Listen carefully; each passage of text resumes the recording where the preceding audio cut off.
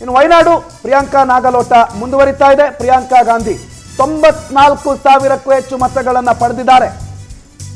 ಇದು 94,000 ಅಂತರ ಅಂತ ಕಾಣುತ್ತೆ. ಮತಗಳು ಇನ್ನು 56,000 ಅಂತರ, 94,000 ಮತಗಳು. ಅಂದ್ರೆ ಇವ್ರಿಗಿರುವಂತ ಲೀಡು ಅಪೋನೆಂಟ್ಗೆ ಟೋಟಲ್ ಓಟು ಇಲ್ಲ. 56 ಇವರಿಗೆ ಲೀಡ್ ಇದೆ. ಅಪೋನೆಂಟ್ಸ್ ಅಲ್ಲಿ ಟೋಟಲ್ ಇರೋ ಮತಗಳೇ 44,000.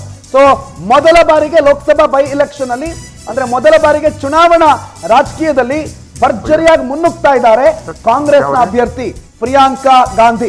ನಾಗಾಲೋಟ ಮುಂದುವರಿತಾ ಇದೆ, ಅದ್ರಲ್ಲಿ ಗೆದ್ದು ಬಿಡ್ತಾರೆ ಅನ್ನೋದು. ಬಟ್ ವಯನಾಡ್ನಲ್ಲಿ ಆಗಿರುವ ಲ್ಯಾಂಡ್ ಸ್ಲೈಡ್, ಅದಾದ್ಮೇಲೆ ಅಲ್ಲಿನ ಪರಿಸ್ಥಿತಿಗಳು, ಅಲ್ಲಿ ರಾಹುಲ್ ಗಾಂಧಿ ಅವರು ಭೇಟಿ ಕೊಟ್ಟಾಗ ಅಲ್ಲಿ ಜನರಲ್ಲಿ ಬಂದಿದ್ದಂಥ ಆಕ್ರೋಶ, ಅಲ್ಲಿ ಜನರು ಆಡಿದ್ದಂಥ ಮಾತುಗಳು, ಯಾಕೆ ಈಗ ಬರ್ತೀರಾ ನೀವು, ಎಲ್ಲ ಟೈಮ್ ಬರಲ್ಲ, ಹಂಗೆ ಹಿಂಗೆಲ್ಲ ಹೇಳಿದ ಮಾತುಗಳೇನಾದರೂ ಸ್ವಲ್ಪ ಫ್ಲಕ್ಚುಯೇಷನ್ ಆಗಿರಬಹುದು ಅಂತ ಅನ್ಕೊಂಡಿದ್ವಿ. ಬಟ್ ಇದು ಒಂದು ರೀತಿ ಕುಕ್ಕರ್ ಸೀಟಿ ಇದ್ದಂಗೆ ತಣ್ಣದ ಮೇಲೆ ನಾರ್ಮಲ್ ಆದಂಗೆ ಆಗ್ಬಿಟ್ಟಿದೆ. ಆ ರೀತಿಯಲ್ಲಿ ಕಾಣ್ತಾ ಇದೆ ಈ ವಯನಾಡ್ನ ಲೋಕಸಭೆ. ಭರ್ಜರಿ ಲೀಡ್ ಇದೆ, 94,000 ಟೋಟಲ್ ಓಟ್ಸು, ಅದರಲ್ಲಿ 56,000 ಲೀಡೇ ಇದ್ದಾರೆ. ಸೊ ಪ್ರಿಯಾಂಕಾ ಸ್ವಲ್ಪ ಒಳ್ಳೆ ರೀತಿಯಲ್ಲಿ ಮುನ್ನಡೆಯನ್ನು ಕಾಣ್ತಾ ಇದ್ದಾರೆ. ಪ್ರಿಯಾಂಕಾ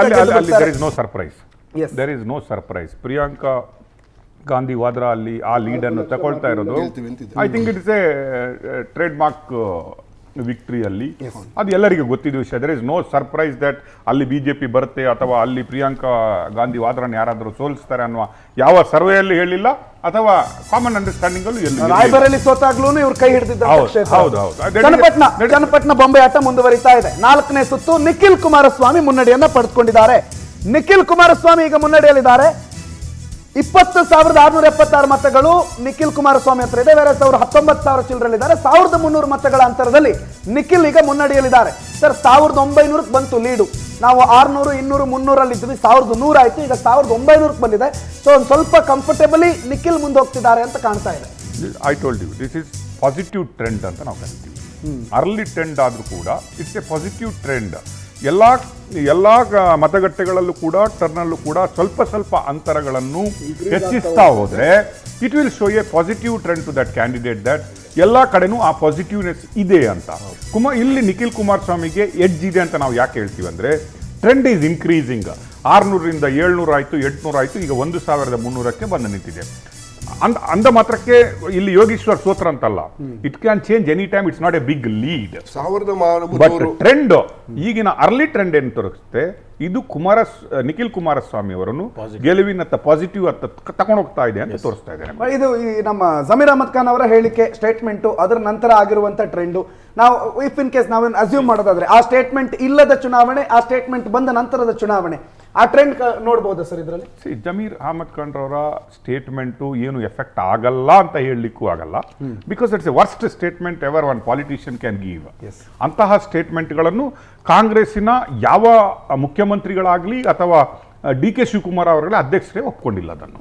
ದಿಸ್ ಇಸ್ ಅನ್ಹ್ಯೂಮನ್ ಅಂತ ಹೇಳಿದ್ದಾರೆ. ಮನುಷ್ಯತ್ವದ ಎಗೇನ್ಸ್ಟ್ ಮಾತಾಡುವಂತಹ ಒಂದು ಮಾತು. ಅದು ಯಾಕಾಗಿ ಆ ಲೂಸ್. ಭರತ್ ಬೊಮ್ಮಾಯಿ ಮುನ್ನಡೆ. ಭರತ್ ಬೊಮ್ಮಾಯಿ 4ನೇ ಸುತ್ತಲ್ಲಿ ಮುನ್ನಡೆಯನ್ನ ಕಾಯ್ದುಕೊಂಡಿದ್ದಾರೆ. ಭರತ್ ಬೊಮ್ಮಾಯಿ ಅವರ ಮುನ್ನಡೆಯ ನಂಬರ್, ಅಂತರ ಏನಿದೆ ಸ್ವಲ್ಪ ಜಾಸ್ತಿ ಆಗ್ತಾ ಇದೆ. ಈಗ 1,567ಕ್ಕೆ ಬಂದ್ರು. ಒಂದು ಟೈಮಲ್ಲಿ ಯಾಸಿರ್ ಖಾನ್ ಪಠಾಣ್ ಅವರಿಗೆ ಹೆಚ್ಚು ಕಡಿಮೆ 200 ಲೀಡ್ಗಳನ್ನು ಕೊಟ್ಟು ಬಿಟ್ಟಿದ್ದವರು ಈಗ 1,500 ಮತಗಳ ಲೀಡಲ್ಲಿ ಬಂದಿದ್ದಾರೆ.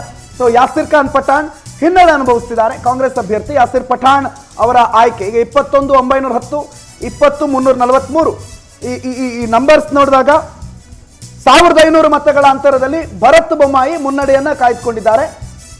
ಶಿಗ್ಗಾವಿಯಲ್ಲಿ ಎಗೈನ್ ಕಾಂಗ್ರೆಸ್ ಅವರು ಸೀಟ್ ಕೊಡೋದ್ರಲ್ಲಿ ಎಡವಿದ್ರು. That planning was not right ಅಂತ ಜನಗಳು ಮಾತಾಡ್ತಾರೆ.